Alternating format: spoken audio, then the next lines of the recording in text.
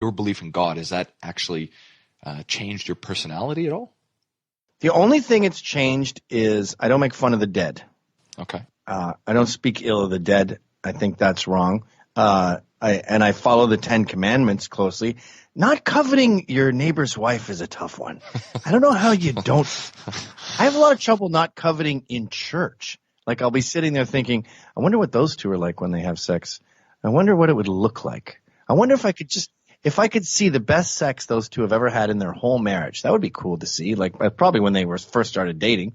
And I cannot not have those thoughts. But so this is the awe that you're talking about when you're in church.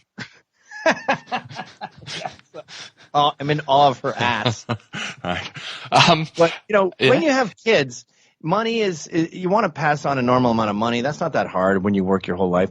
But what you really want to pass on to your kids is character and honor and legacy.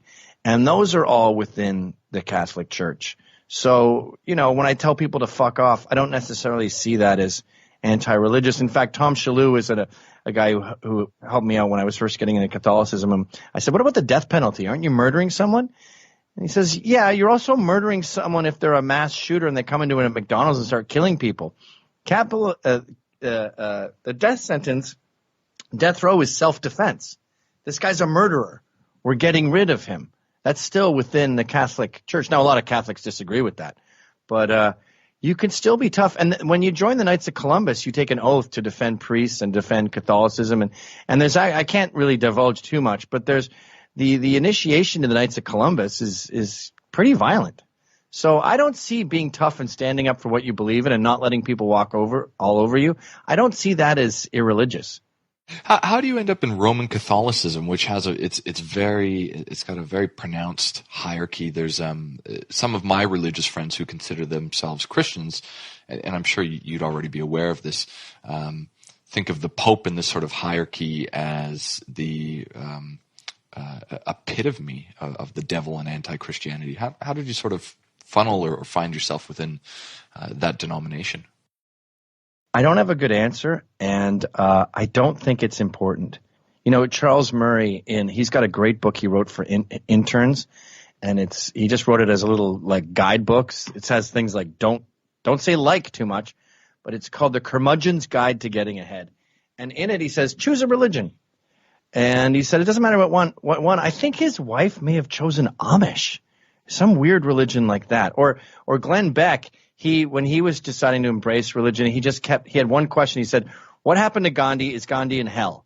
And if they said yes, he went, nah, not for me. So I think deism is inarguable. The Big Bang, this incredible formula, the fact that everything works. But you think God is very hands-off? Because deism is the idea that it was created, but there's no God interjecting or being involved in. I have trouble with that, and I talk to religious scholars all the time about, does God sweat the small stuff? And I have trouble thinking that if I pray to him that the Mets win against the Yankees, that he's going to screw all the Yankees fans out of a victory because I was praying to him. I don't quite understand it. I mean, I had one guy, Ron Coleman, he's Jewish actually, but he was saying, look, someone who can create the universe can handle minutia, like whether you trip down the stairs.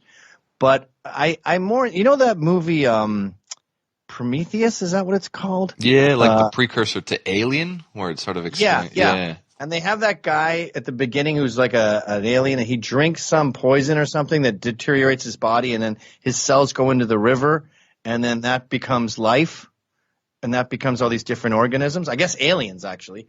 That's how I see religion, is God pushed the first domino, and he created this incredible organism. It actually looks like Pac-Man. If you see the first organism that could eat, it's got like 100 eyes and these Pac-Man teeth.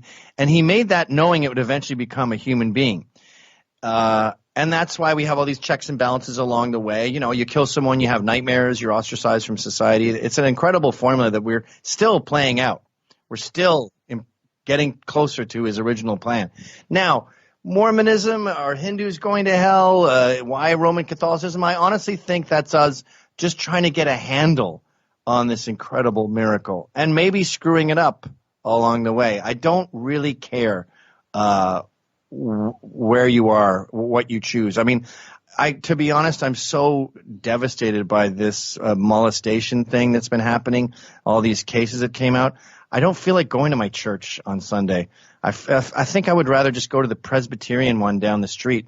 I don't even know the difference between Presbyterianism and Catholicism, but I honestly just feel like, at least for a while, switching churches because I'm so disgusted with the reaction to this.